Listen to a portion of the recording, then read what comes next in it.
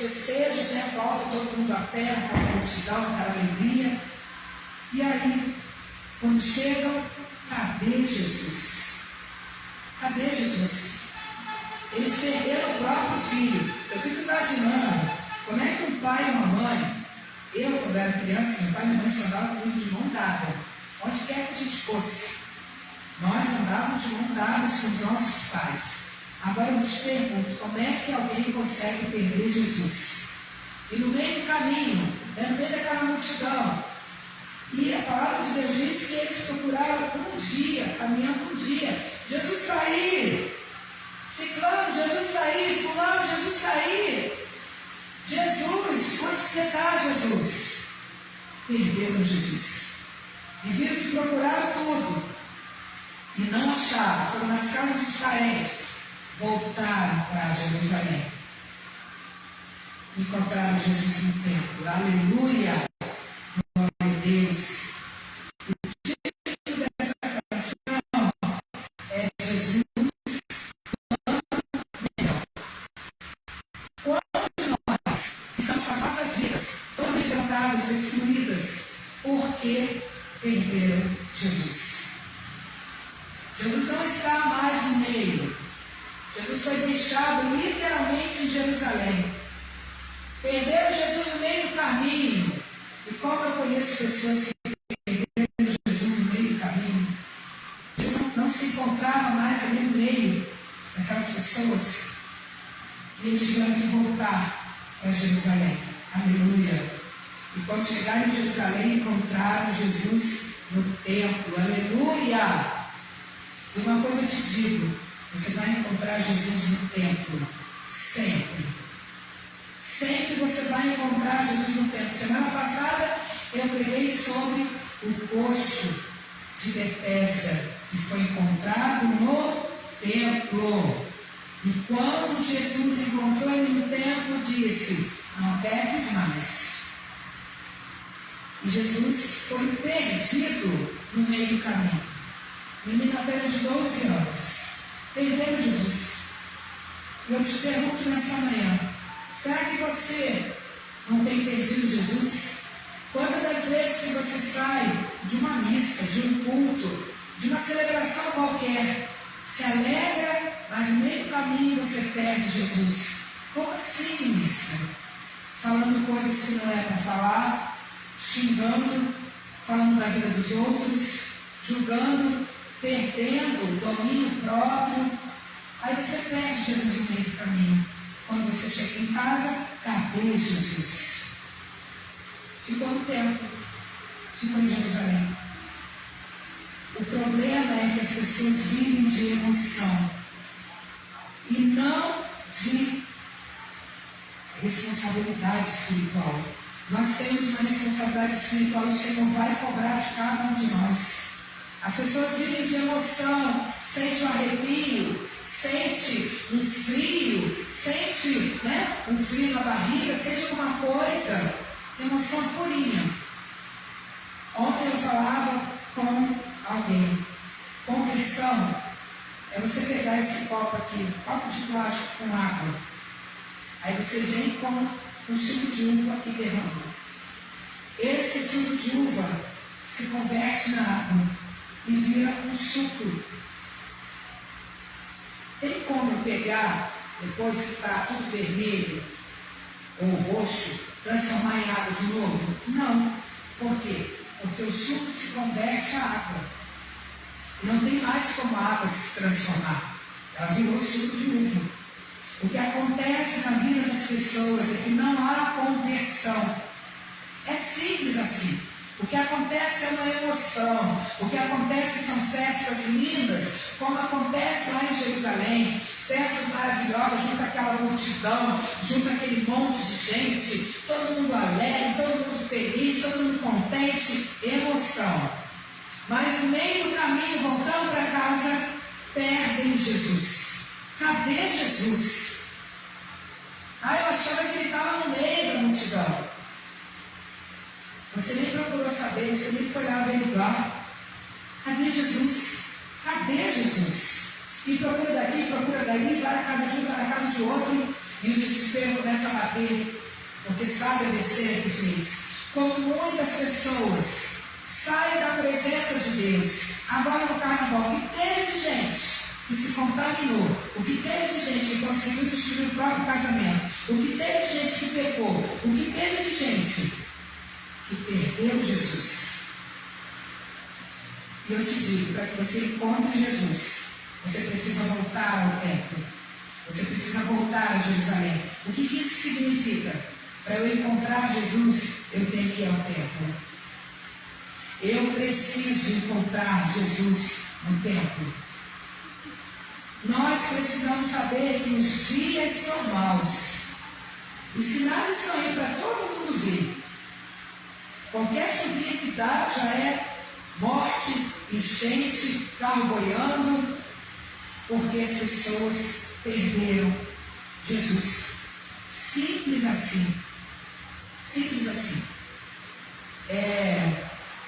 A gente estuda bastante, né? Desde que eu me vejo por gente, eu estudo bastante.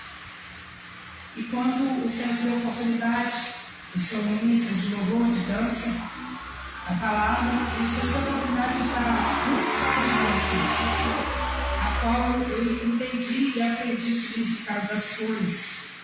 Todas as cores. Por isso que eu gosto de ministrar dança com cores, com luzes, porque elas curam, elas libertam, porque cada cor tem uma significação.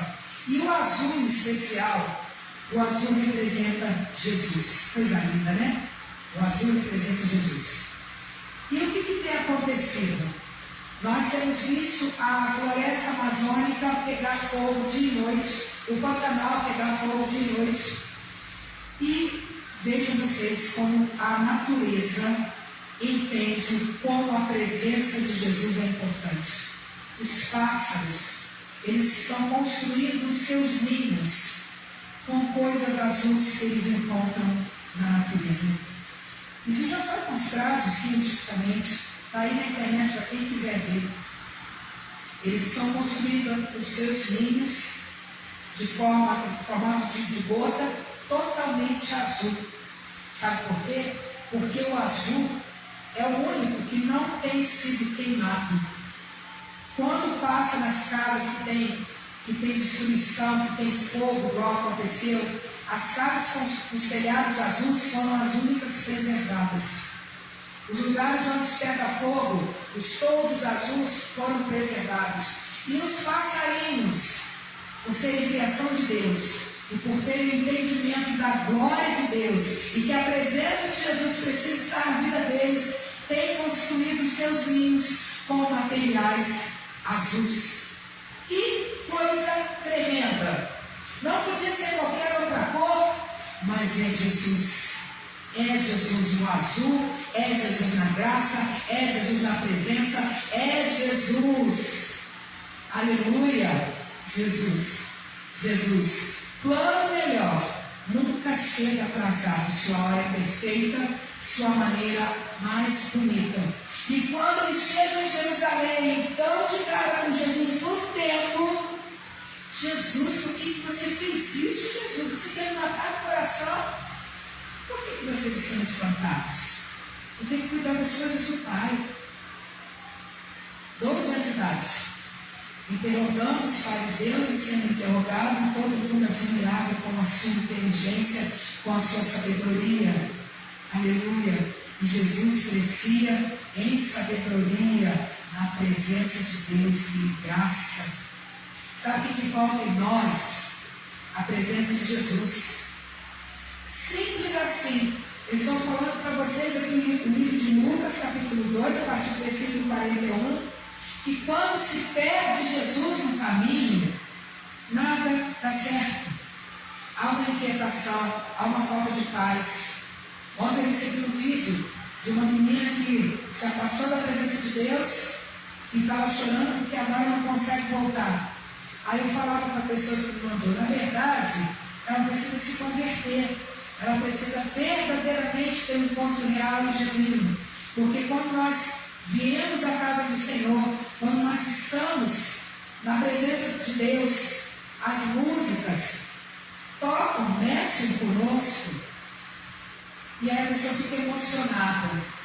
Então ela está achando que teve um encontro real e genuíno com Jesus. Mas o encontro real e genuíno com Jesus não é apenas um frio na barriga e um arrepio que você sente. É algo muito mais profundo. É algo que te faz renunciar o mundo. É algo que te faz largar as práticas mundanas. É deixar tudo para trás por Jesus. Porque Jesus fez isso. Ele derramou o seu sangue precioso. João 3,16. Como eu amo esse versículo. Porque Deus amou o mundo de tal maneira. Esse de tal é uma coisa assim, sobrenatural. Esse tal é uma coisa assim, além dos limites. Sabe quando você é apaixonado por alguém, você faz loucura de amor? Se endivida toda, porque você quer agradar o amado, a amada. Deus fez muito maior que o seu sacrifício. Ele deu o seu único filho, santo, puro, imaculado, sem mancha, sem defeito. Oh meu Deus! De tal maneira que deu seu filho unigênito, seu único filho, para que todo aquele que nele crê não pereça, mas tenha vida eterna. E o mais lindo disso tudo é que Jesus quis a cruz. E foi uma pressão psicológica tão grande que Jesus sofreu antes de chegar à cruz, que diz que Jesus no Getsemane, o seu suor se transformou em gotas de sangue. Isso é explicado pela medicina. De tanta pressão psicológica que Jesus sofreu. O nervoso foi tanto na vida de Jesus, a pressão psicológica, que o seu suor se transformou em gotas de sangue. Misericórdia. E não tinha um discípulo para orar por Jesus, todo mundo dormindo. Quantas pessoas que têm perdido Jesus no caminho? Quantas pessoas? Mas nessa manhã, o Espírito Santo de Deus te convida a voltar a Jerusalém, em nome de Jesus, porque você vai encontrar Jesus. O que significa? Que quando eu volto para o lugar de onde eu nunca deveria ter saído, eu encontro Jesus no templo. Aleluia. Eu falo para você nessa manhã, não perca Jesus. Não perca Jesus.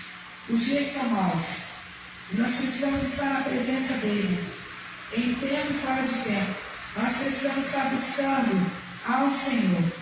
Nós precisamos estar diante dele com sinceridade de coração. Nós precisamos estar diante dele e ver se ele está ali mesmo. Procura saber, Jesus está aqui. Jesus não foi embora.